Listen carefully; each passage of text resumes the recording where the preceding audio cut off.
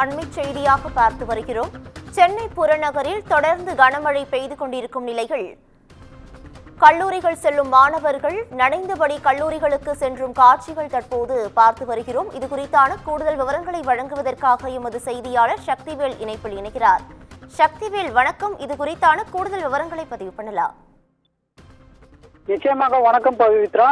டிட்வா புயலின் காரணமாக கடந்த 2 தினங்களாக செங்கல்பட்டு மாவட்டத்தில் பல்வேறு பகுதிகளில் கனம் முதல் மித கனமழையானது பெய்து வருகிறது. குறிப்பாக நேற்று இரவு முதலே தொடர்ச்சியாக செங்கல்பட்டு மாவட்டத்தை பொறுத்தவரை தாம்பரம், பல்லாவரம், செங்கல்பட்டு, செய்யூர், மதுராந்தகம் உள்ளிட்ட பகுதிகளில் விடிய விடிய கனமழையானது கொட்டி தீர்த்தது. பலத்த இடியுடன் கூடிய பலத்த காற்றுடன் கூடிய மழையானது பெய்து வந்த நிலையில் நேற்று இரவே மாவட்ட ஆட்சியர் ஸ்னேகா அவர்கள் பள்ளிகளுக்கு மட்டும் விடுமுறை என அறிவித்திருந்தார். இதனால் இன்று காலை முதல் கல்லூரிகள் வழக்கம் போல் செயல்படும் எனவும் தெரிவிக்கப்பட்டது. இன்று காலை முதலே செங்கல்பட்டின் முக்கிய பகுதிகளாக தாம்பரம், பல்லாவரம், குரோம்பேட்டை, பெருங்களத்தூர், கூடுவாஞ்சேரி, செங்கல்பட்டு உள்ளிட்ட பகுதிகளில் சாரல் மழையானது தொடர்ச்சியாக பெய்து வருகிறது. அது மட்டுமின்றி வானமும் மேகமூட்டத்துடன் இருள் சூழ்ந்த நிலையில் காணப்பட்டு வருவதால் மழையானது தொடர்ச்சியாக பெய்யும் என தெரிகிறது.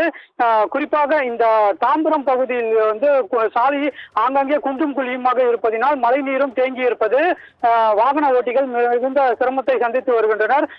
குறிப்பாக இருள் சூழ்ந்த நிலை காணப்பட்டு வருவதால் வாகனங்கள் அனைத்துமே முகப்பு விளக்குகள் எரியவிட்டபடியே சென்று வருகின்றனர். அது மட்டுமின்றி இந்த சாலை ஓரங்களில், அதாவது தாழ்வான பகுதியாக உள்ள பல்வேறு செங்கல்பட்டு மாவட்டத்தில் உள்ள பகுதிகளில் மழைநீர் தேங்கி இருப்பதாலும் வாகனங்கள் சுலபமாக இயக்க முடியாத நிலை ஏற்பட்டுள்ளதால் தொடர்ச்சியாக வாகன ஓட்டிகள் சிரமத்தை சந்தித்து வருகின்றனர். வேளச்சேரி பிரதான சாலையில் மழைநீர் தேங்கி இருப்பதால் வாகன ஓட்டிகள் அந்த வழியாக செல்லக்கூடிய வாகன ஓட்டிகள் சிரமத்தை சந்தித்து வருகின்றனர்.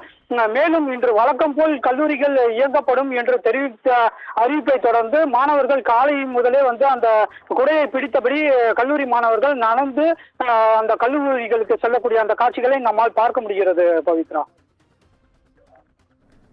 விவரங்களுக்கு நன்றி சக்திவேல்.